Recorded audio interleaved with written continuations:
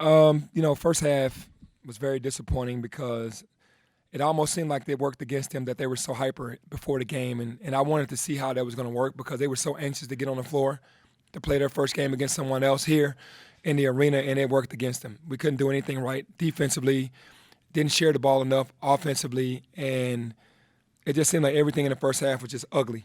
And it was more individuals in the first half and more team in the second half. So, I wanted to see what was going to happen when adversity hit and we get into a game where things aren't going our way, and we needed a guard to slow us down, and we needed some organization out there. So what I did, I just took over the helms for a while to try to get us calm, and then they calmed down and things started getting better. Coach, you mentioned them being a little too hype in the first half. What did you do exactly to calm them down and to calm those nerves a little bit going into the second half? Well, I really didn't want to run any sets. I just kind of wanted to run like a transition offense, try to get mismatches and play from it, but we weren't dynamic enough doing that. So in the first half, and in the second half, I just went to a set that I ran last year to try to get us some easy baskets, and that happened, and the energy picked up. Coach, you started both Damian and Boogie in the backcourt. What did you think of the look, and could that possibly be your starting backup come opening night? Well, it wasn't a great look in the first half. They got to relax a little bit, and that's a lot. That's saying a lot from young guys. They want to do so well. They want to be perfect at everything they do and not make any mistakes to the point that they're not even having fun. And in this game, you have to have fun doing the game plan. So it wasn't great in the first half at all. Coach, why was James out tonight, and what is his kind of status for the next exhibition game? Yeah, James has an ankle, a right ankle, and he's nursing that, and we're really not rushing him back in the game. That really doesn't mean anything. So we're just trying to keep him healthy, get him healthy, and be ready for season. Along those lines, Penny, is Damian okay? I think he has to go through the protocol with concussion. So he seemed okay in the locker room. And then just in general, is it? I don't. I guess maybe not. It's not good that you went through that first half, but does it help to go through something like that in an exhibition game? It's great to go through that. And it really is, because you see, and the guys get a reality check, and you see where you are as a staff. Because obviously, Coach Miller gave an unbelievable game plan, and we were harping on it today to just believe in the game plan and stick to the game plan. And as soon as the game started, everything just kind of went downhill. So it was good to see that so they can understand. We've been telling them, hey, it's going to be harder than you guys think, and they didn't believe us, and then experience was the best teacher tonight. Now they understand, like, wow, it is harder. So we needed this exhibition game for sure. Hey, Coach, when you're doing your rotation and substitution, what's your philosophy when you're going through that, or what kind of feel you do when you're deciding who's going to get in what situation? Well, hopefully a guy isn't coming out because of mental mistakes, that they're coming out because of fatigue and the energy that we want to play with. The guys are supposed to be exhausted after the 4 or 5 minute mark. If you can go that far and then you sub somebody else in and they do the same thing, and that's what we want to keep that energy up. I kind of read where these guys are because we're pushing the ball, we're getting up. We're a multiple effort game. You can't play the entire game at that intensity, so you got to come out. So I kind of read it when they get tired. Penny, what were you most pleased with specifically, and what were you most disappointed with? I think I was most pleased with 22 assists, 15 blocks. Those two things were big because, I mean, even though it was a smaller team, to still have those 22 assists and get those 15 blocks was great. What I wasn't pleased with was that the carryover wasn't there, and we talk about that every day in practice.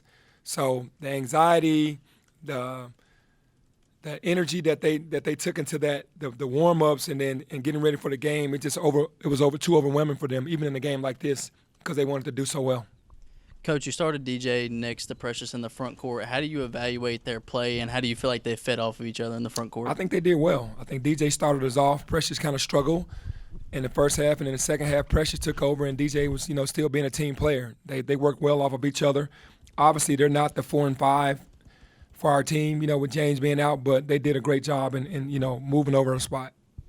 Just to clarify on James, do you expect them to play in the next exhibition, and do you expect them to be ready for the? I can't put that on him, but I hope so. But if not, then we'll just let him play when he's ready. But you think by the regular season, South Carolina? I hope so. I want to see it. Precious, this was his first chance with the group. I mean, he didn't play in the Bahamas, so this is his first chance to play against somebody else. That second half, is that sort of indicative of what – I mean, what would you – if you had to use one word to describe his performance tonight, what would it? His performance tonight was dynamic kind of, because the first half he was just trying to force everything and really try to get into the game by going one-on-one. And that's the things that we've tried to tell him to stay away from. But it was a blessing in the second half that it calmed down. He started doing the things and scoring, doing the things that we've been asking him to do.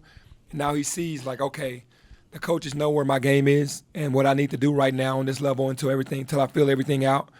And he got to the free throw line, and that's what we've been asking him. He's going to be one of those guys like James that's going to be creating a lot of attempts at the foul line because of how aggressive they go to the basket, and that's the way we want him to play. So I would say he was dynamic. He controlled the game in the second half. He was a little rusty in the first half, but he controlled the game in the second half. Kind of talk about the struggles of Damian and Boogie in that first half. But kind of on the other side of that coin, kind of talk about the steadiness that Alex Lomax brought to you tonight. Yeah, I think all the guards struggled tonight, honestly. Tyler had the 7 assists, which he played great with assisting the ball, didn't shoot it well. But, yeah, Boogie and Damian, you're going to expect the ups and downs until they really learn what's going on. And this is what this is about. But the one thing about those two guys, they work so hard and they have so much pride. I expect for them to change that by the time we play against Lemoyne and have a better game. And Alex, he's doing what he's supposed to do. He understands my system better than anybody because he's been playing for me since 6th grade. So he should be able to go out there and take over the helm and understand what's going on, and he's been playing well.